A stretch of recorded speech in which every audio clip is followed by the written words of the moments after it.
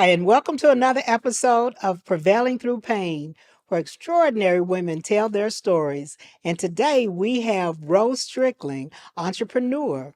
Ro, thanks for being on the show. Thank you for having me. So, Ro, can you tell us a little bit about your humble beginnings? Well, how far do we need to go back? Look, as far back as you want to take us. We want to know what steered you into where you are today. And for me, the prevailing through pain is because of some of the pain points in my life that pushed me to be where I am today. So if it was happy moments that pushed you to this, but whatever prevailed you to get to this point. Gotcha. Okay. I always say I'm a country girl that's living in the city. So I am born and raised in Arkansas. And Arkansas. Yes, ma'am. And I came here as soon as I graduated high school. Okay. I was over the small town vibes. I was over my family is huge, so on my mom's side she had 13 brothers and sisters. So my dad's side, it was 9 brothers and sisters, and majority of the family lived in that small town in Arkansas. And when I say small, my cousin was the mayor, my uncle was a sheriff. So when a whole lot I can do and everybody didn't know about it. Okay. So I came to Texas as soon as I graduated high school. I was 18 years old. Mm-hmm. And Did you come by yourself? Well, okay, so originally I came to Texas with a group of friends. We came to Texas on a senior trip, but we all had made this pact that we weren't going back to Arkansas. I know, right? So our parents did not know that that was our plan, because we were tired of Arkansas. We felt like, okay, we need to get away. And so our opportunity was to come to Texas. And so after it was all said and done, I ended up being the only one that stayed. All of my other friends went back. And so I was like, I'm one of those people where I am a high risk taker. I don't care. Nothing has to be lined up for me to move. If I feel that urge and that drive that I need to do something, I'm going to do it. So I knew at the age of 13 that I needed to leave Arkansas. And so I just, prepared my mind and prepared myself to make that move when I had the chance, and I did it, and it So was. at 13, did you feel like, did you kind of already know what you wanted to do, or you just knew that Arkansas wasn't going to be the place that you wanted to do it I in? knew Arkansas wasn't going to be the place, but I also used to, I created like my own vision of my life of how I wanted it to be. So, you know how some people, they have like the fairy tale dreams and whatever, they go to sleep and dream. Well, I will make my dream to make me to go to sleep. So I would lay in bed at night and I'd be like, okay, what do I want in life? And I was like, I want 2 kids, I want a husband, I want a 2-story house, and I want a Lexus, and I want my own business. And so I would play it in my head of how I wanted my life to be. And that's how I would fall asleep every night. And I can tell you, I manifested majority of that. Speak it into existence. Exactly. It wasn't a Lexus, it was a Jag, but hey, okay. But I got majority of everything that I desired, with manifesting. And see, that taught me when I got my first car, and I hope I'm not going like off script or whatever, but when I got my first car, I manifested that car, and I was 15 years old when I got that car. We had went to the car lot. My dad, I'm a daddy's girl, only girl. And we went to the car lot and he was showing me all these cars and stuff. And I was like, no, I don't want that one. I don't want that one. I was like, I want that one right over there. It was a white Maxima, Nissan Maxima, fully loaded, tinted windows, spoiler, sunroof. I said, I want that car. He's like, that car ain't even on the lot. I said, but I want it. And my dad said, well, we'll see. Well, one thing about my dad is when he say, we'll see, to me, that always means yes. It's going to happen. Exactly. Okay. We went into the dealership and everything. He was talking to the dealer. He was like, she's looking at that car that's over there on the side. It's not even on the lot, but she likes that car. And it happened to be one of the dealer's cars. And he was like, I'm actually selling it. And he's like, oh, really? And then, my dad, he does this little thing. He's trying to act like I'm not going to get it or whatever. And then come Christmas week, it comes rolling down our dirt road with a big red bow on it. Not the dirt road. Girl, yes, we live in the country. And I manifested that car. So But I saw the power of manifestation and the power of At belief. an And early so age. Mhm. when I saw that, you know, when it was time or the chance came for me to come to Texas, I was like, I'm taking it. I said, I don't care. I don't care what it looked like. I don't care. I ain't come here with no money. I was like, I'm going to take the chance. And so I did. And you said you were 18 at I this was time? 18 years old. And so coming to Texas from Arkansas, so now you're here. What's next? Girl, my life was a whole roller coaster. Like everything moved super fast. It really did.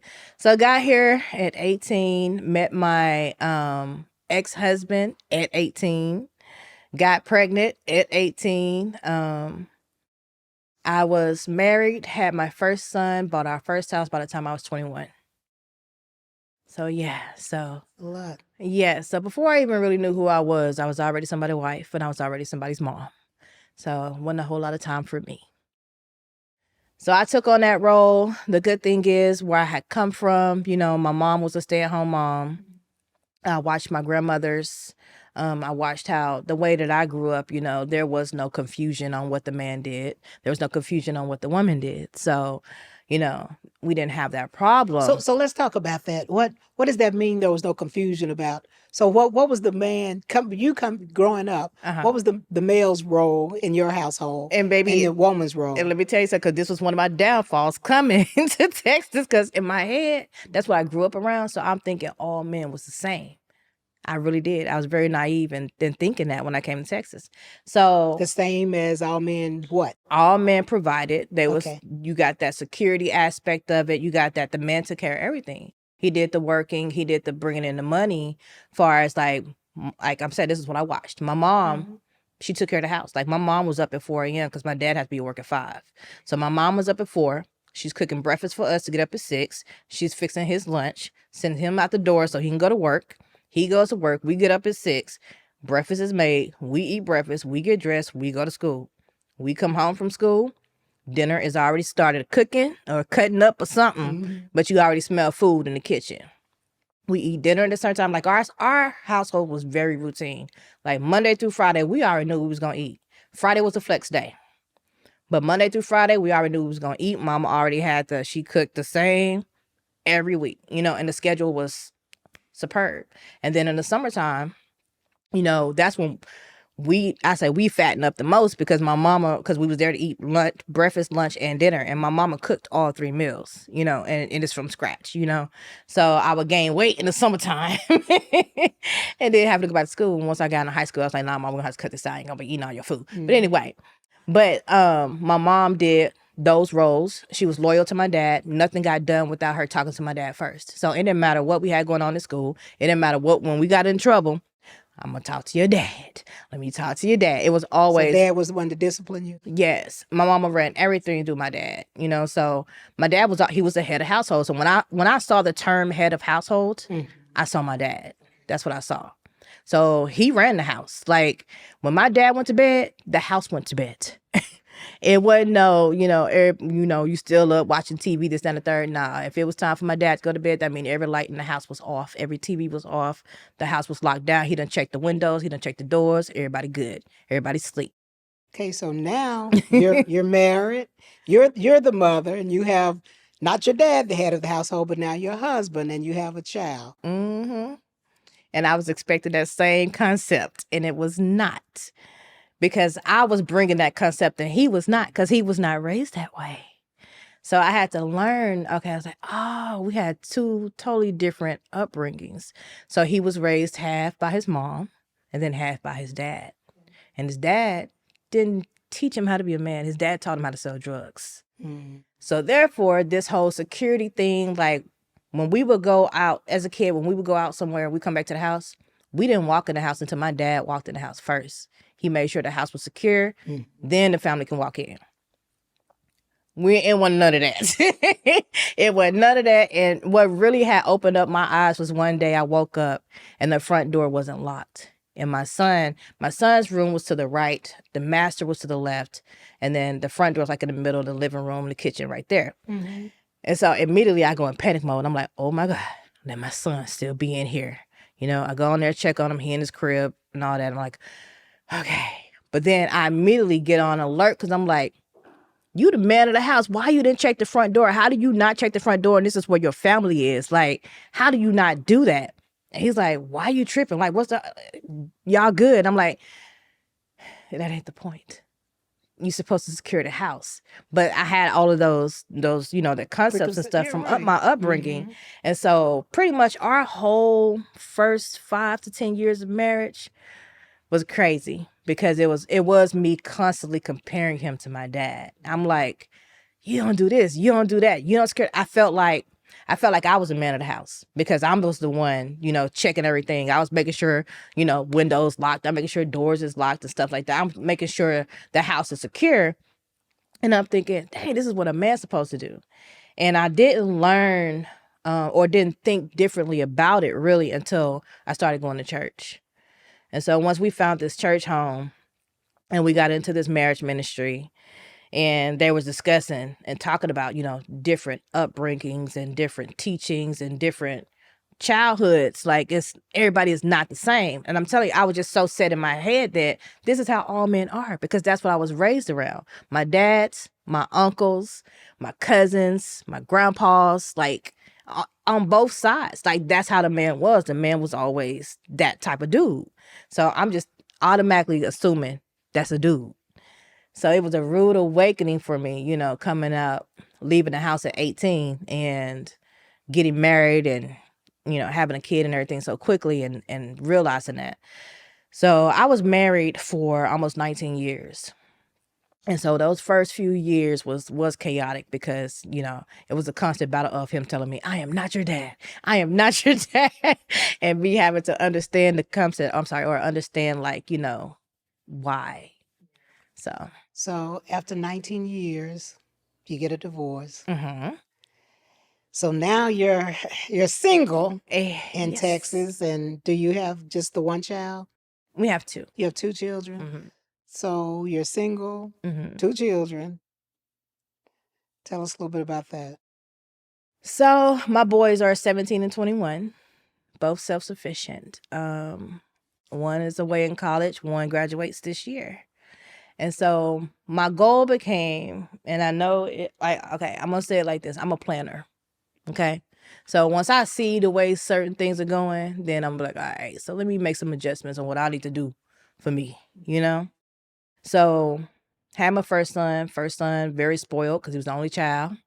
Only people he knew was us because we thought we were doing a good thing by not paying for daycare. One of us worked nights, one of us worked days. So, we sleeping and got the kid. Anyway, so he was very spoiled. And I was like, nah, little bruh need a brother. He needed a brother or sister. Okay. So I had another baby, got my tubes tied after my second one. So my boys are 4 years apart.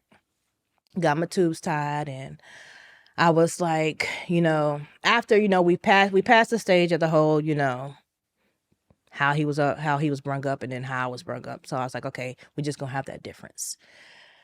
So then the older I got, so I'm gonna say this too. So he was 15 years older than me. So the older I got, the more I started, evolving and learning more about myself. And once I became a full-time entrepreneur, that takes you into a whole nother dimension of thinking and growing.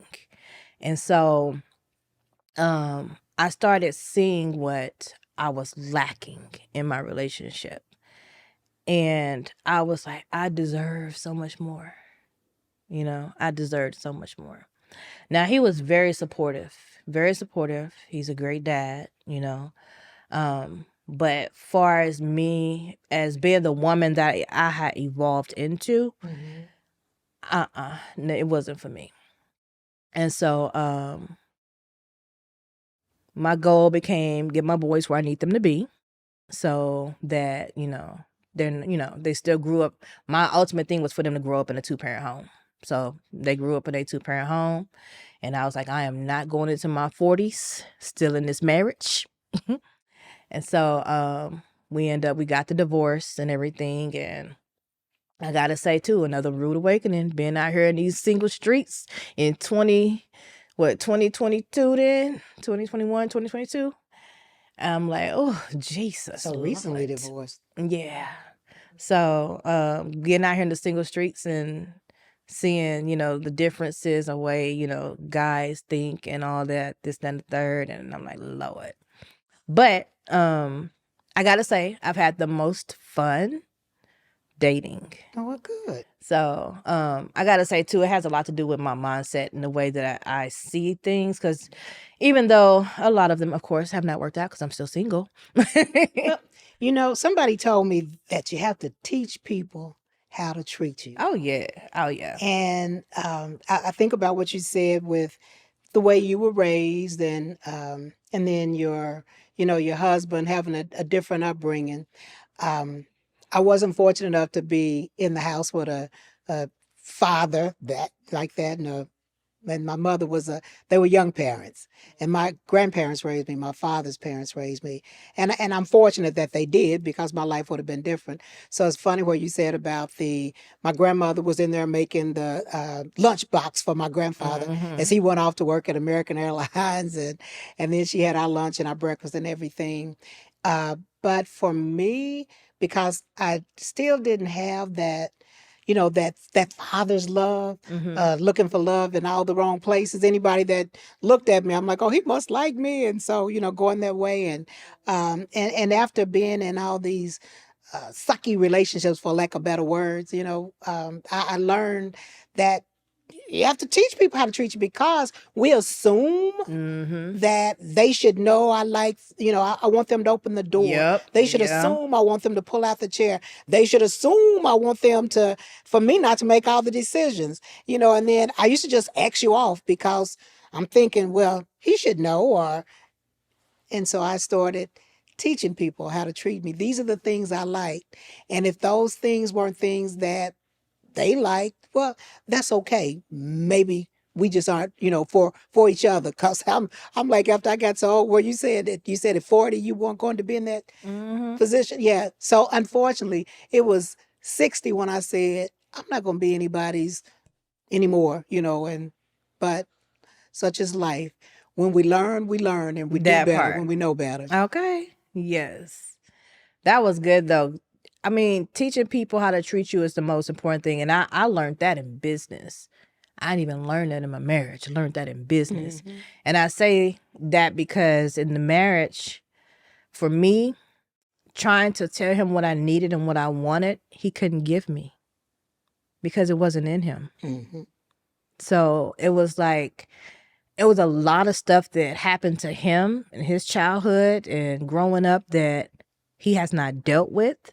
And so he is one of those people, he think, well, if you don't address it, you don't talk about it, then it don't exist. Nah, baby, it's still there. And it comes out in relationships. So even though I grew up with a great family dynamic, I still had childhood trauma. I still had issues. Growing up dark was a problem. Growing up a girl surrounded by boys was a problem. I still had different childhood traumas that I had to tend to. A lot of my cousins are male cousins, So I grew up with a lot of stuff that wasn't really helpful. I'll put it like that, Let me ask you this, because there's a big age difference in us. And you said growing up dark. So me as a kid, I was I was called Ugly Black Karen Lewis. Lewis was my name. And so kids used to call me Ugly Black Karen. And so I'm listening. I'm listening to what you're saying. And we're saying some years later, we're still talking about where people make a difference in our skin tones. So tell me, as a kid, what would you say was your darkest moment as it would relate to your skin tone?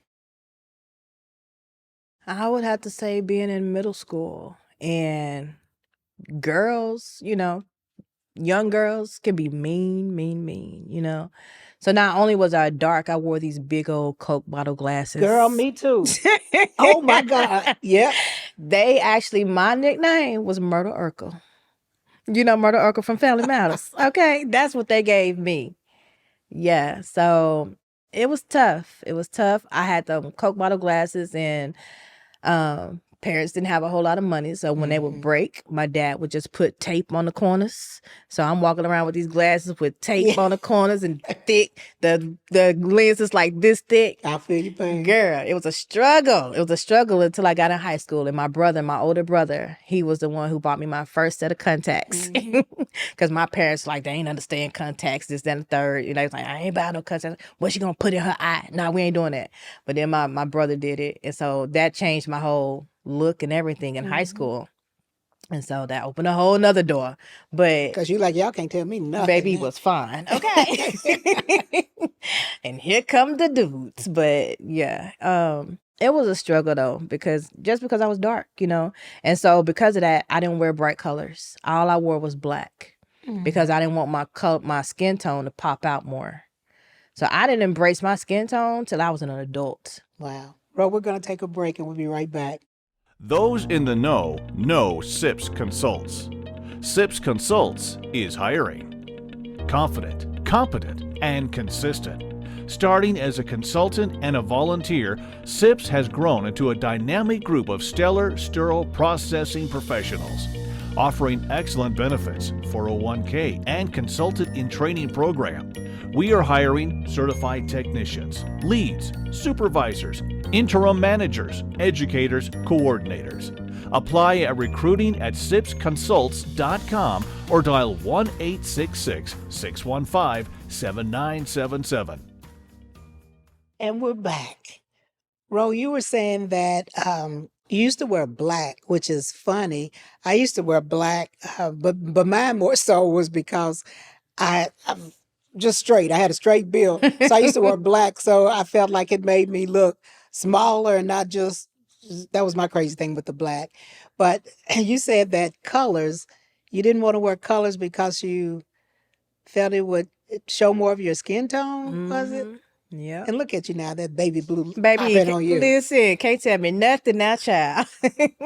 So what was the turning point, would you say, when you loved who you were? I had to start talking to me. So I had to get in the mirror, and I used to talk to myself and tell myself that I was beautiful. You telling my story. You know, you must have read my book, because that was my story. I'm telling you, like, oh my God. I literally had to talk to myself because nobody else was talking to me. You know? Mm-hmm. So I had to go and talk to myself and tell myself. I had to stand up for myself, to myself. Yeah, I love it. And I was like, first of all, why is you giving so many people so much power over you? That Why? part. You run this. This is your world. I have people that tell me all the time, you live in La La world. I say, and I do. And everything is great over here. Don't bring that negativity. I don't want to know what's going on in the news. I don't want to know what's going on in the world. I don't care about that. If it don't affect me, if I can't touch it, if I can't change it, leave it. Mm-hmm. So I had to talk to myself, and I had to tell myself who I am, what I want, what I deserve. And then I go do it. And so I was like, I'm not going to be held in no box. I'm not going to be told what I can and cannot do. For what? Good for you. I am me. I am Ro. It ain't another one. So yeah, that's what I did. And that changed my whole trajectory on life and everything. I said, okay. Good for you. So tell us a little bit about your business. So, all right. So I stepped into entrepreneurship in 2011. And I stepped into entrepreneurship so basically it started off really crazy. So I had gained weight from having my boys, and I was on this mission to lose weight. And I ended up, my oldest son was playing football. And so we would go to his football practice, and his football practice, well, I say us, me, him, and my youngest son. Mm. And football practice can be 2 to 3 hours, but it was far enough to not want to go back to the house and then come back. So I'm out there, me and a whole bunch of moms and stuff, and we got this track and all this space and everything. And I was like, y'all, we should be working out while they practicing. We should be doing something. And I was like, they was like, you right. And it's like, well, Ro, you get it together. I was like, why I gotta get it together? And that's like, because you just seem like you'll be good at it. I'm like, okay. Well, they thought I was just gonna get like some walking. We just gonna walk and carry some weights and stuff. I was like, oh no, I'm doing this. Okay, let me get a workout together. So I planned like this little workout. Like I'm a very like detailed person. So I planned out this little workout for an hour, like the warm up, the workouts, the rest, everything. And so we had started doing that.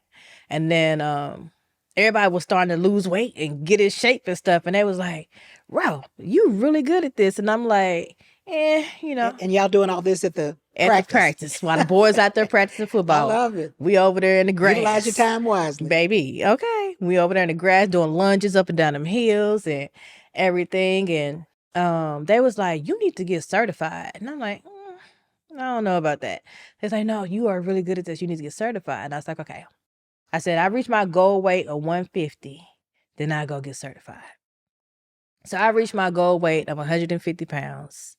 And I went down a Cooper Institute in Dallas right off of 635. And I got my certification to be a personal trainer and boot camp instructor. And when I went to go do that, I was just so mad at myself. Because I walk in there and it's a room full of people, all different sizes, ages, and shapes, getting their certification. And I said, and I'm sitting here waiting on 150 pounds for what? So I was like, that taught me something else. It's like, you ain't got to be where you want to be in order to start moving. Just do it. Just do it. So did that, right? So after I got my certification, I opened and launched my business really quickly because I didn't want to procrastinate or sleep on it. So I launched my first business, which was called, at the time, Health Swag Fitness. Health Swag Fitness? Health Swag Fitness. That's when the word swag was all, popular and stuff. So I put the health with it. So Health Swag Fitness, and I ran that business for about a couple years. And then I grew it and transitioned it to Live Your Life Fitness. So once I got really dialed into who my clientele was and how they operate in their daily lives, Live Your Life made more sense. So I started to teach my clients how to live their life and be fit. Don't compare your life to anybody else's, and how, you look in these magazines and you see these fitness models, this and a third, you be like, I want that body. But your life is different than hers. So how we going to do that? So I'll be like, let me teach you how to live your life and be fit. And so that was 2011, 2013-ish. And to this day, I still have some of them clients that I still train because they just insist on me, But it taught me valuable things about business, about your audience, your clients, and about niching down. So launched Health Swag Fitness, transitioned it to Live Your Life Fitness, and then I pivoted from Live Your Life Fitness to Business Lounge Dallas. And I did that in 2018. So I had a studio space in North Dallas, and then I also trained clients in Plano. And what I did was, that studio space, while I was in Plano, I used it or allowed other fitness professionals to come in, use the space, train their clients, or do Zumba classes, things of that nature. Mm-hmm. So the space could be used, and I was leveraging it while I wasn't there. So I also had marketers and people that would come in and teach us on how to market our business, sales, and things of that nature. And so I pretty much created like a little fitness incubator. And so I did that for a little bit. And then I got the notion, or I got the urge that I needed to pivot. And I was like, why, God, why? It's like, because I see it. So I pivoted Live Your Life Fitness, and then I launched Business Lounge Dallas. And so I launched Business Lounge Dallas in 2018 in a 900 square foot space. So what Business Lounge Dallas was a step up from what Live Your Life Fitness was. Instead of just focusing on fitness, we focused it on all businesses. So it became a business resource center and event space. My ultimate goal was to be a space where people can come get education, get connected, and things of that nature, and with their businesses, because the number one thing I would hear from entrepreneurs is nobody supports me. Well, do you support you? So I was creating this space where they could come in, get connected, get business education, get business resources, things of that nature. I did not know or think that events would have took off in a 900 square foot space, but it did. So that was 2018. We end up expanding. We started expansion around 2020, and we fully completed the expansion and had the grand opening in 2023. We went from 900 square feet to 2,300 square feet. Congratulations. Thank you. COVID hit in 2020, so that was a slap. That caused a whole lot of delays and caused a whole lot of business loss. It was traumatic. It was traumatic to business. But nevertheless, we were still able to come back and launch and do the full grand opening in 2023 with the expansion. And so with Business Lounge Dallas, we have 2 lounge areas for events. We have a podcast room, we have private offices, and we have virtual mailboxes for entrepreneurs. Great. And so we also, have the workshops and have the resources and things available for entrepreneurs that, need some insight, need some guidance, or need some connections, because I don't know everything and I don't try to know everything. My thing is to connect to people who do. So what I don't know, I connect them to people who, I've talked to, vetted, or worked with that I know, this can help them in that industry or that area. Well, that's wonderful, because I believe we're blessed to be a blessing. And Yeah. like you said, connecting. I think for so many businesses, and once upon a time, it was all these silos. Really, when 2020 hit, if you didn't find some kind of way that you could partner with someone, work with someone, typically your businesses didn't survive. Mm. And I, as sad as 2020 was for most of us, I feel for those of us that understood relationships, being creative, it helped us in our business world to blossom, because we pivoted with my company. We pivoted and not just survived. We thrived, and so I'm happy to hear that you had sound like a setback, but to set up to move you forward. Yeah. So, what would you say? You talked about a point, in a sad point in your early age, but what would you say was a point in your life? Because you remind me a lot of me. For me, it's those no's that that push me. But like, was there any time, after your divorce and relationships, this, that, and the other, and where you said you write your visions, but that you were saying you got to a point where it was like, I have no option but to be me, and boom? Was there any particular situation that you can remember in your life that you kind of felt like, I'm in this hole? And Oh yeah. Like I've had several of those. I'll take the first one was when I did quit my job. I quit my job for my birthday. So that I could go full time in working my business. And it was very stressful because, for one, my ex-husband was not an entrepreneur. And so he didn't understand entrepreneurship. He didn't care nothing about entrepreneurship. So he was just like, you did what? So though he was, after a while, he became supportive. At first he was not, but I had that burning sensation in my stomach that I had to move. And I'm glad that I did move, because my life has not been the same since. But quitting my job for my birthday I was like, I believed in myself, so I knew I could do it. But it's the unknown. And I had a job since I was 16 years old. So not having a job, and I was just like, ooh, child, like, oof.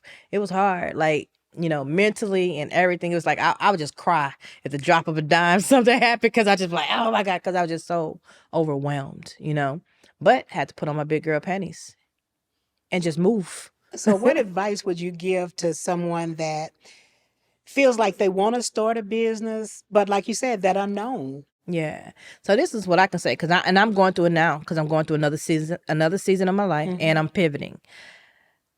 Just do it.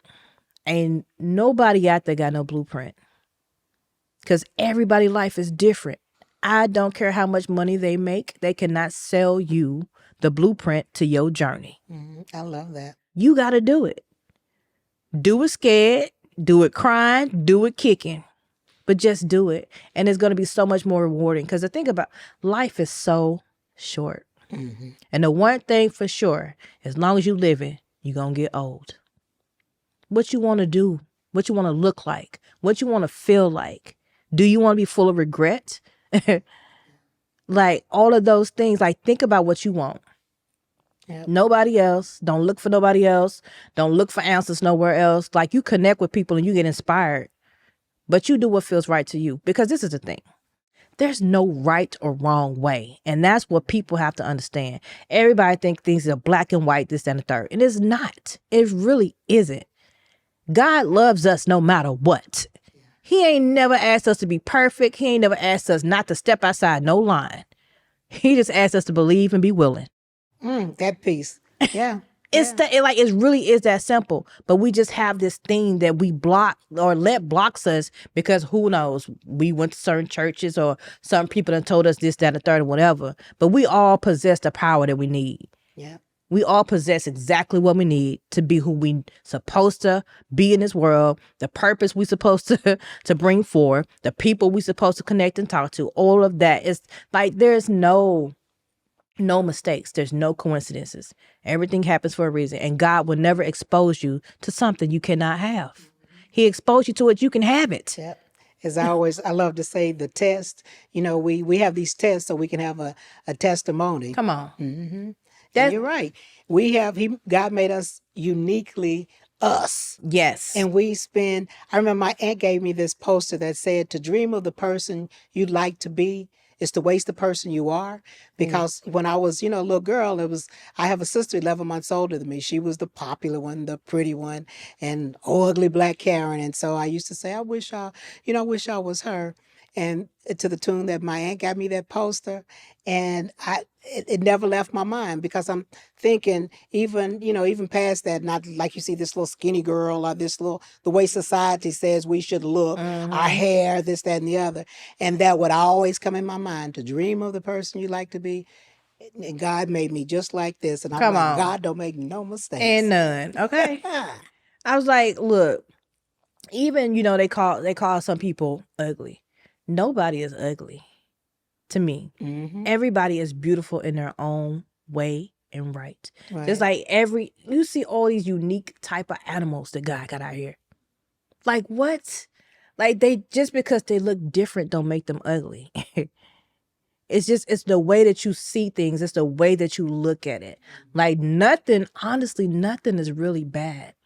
You know what I'm saying? Like you see things, I might not would have done that, but I promise you the person who has done that or did such a thing, for them in their mind, for some point, it was right for them. Yeah. So it's just like our job, pure point blank, is to love, period. That's our only job. And that's where we mess up. That's why the world is where it is now. Because we don't do that one simple thing. Just love people. You ain't got to figure them out. You ain't got to understand them. You don't judge them, nothing of that nature. You love them, go on about your day. When you love on somebody, you really see them blossom. And you'll see yourself blossom. Just love. It's really that simple. But a lot of people don't deal with themselves. They just figure if they don't deal with it or whatever, it'll go away. And therefore they distribute and they put out all this hate, this judge and this bad energy based on what's going on with them. Ain't got nothing to do with the other person. It's what's going on with them. So they'll see somebody living it up, making this money, doing this, that, and the third, and automatically, you was given this or whatever the case may be. You know what I'm saying? Instead of that, nah, boo-boo. Look at you. Love on you so that you can love on everybody else. All right. I love that. So tell our viewers how they can find you on social media. Okay. I am very easy. My name is Ro Strickland, and that's the same on all platforms. LinkedIn, Facebook, Instagram. You can find me that way. Thank you so much. And our word for today is love. First of all, you have to love yourself before you can love anyone else. But that's what I want to resonate throughout this particular session is love, love, love. Thank you so much for being here. Thank you for having me.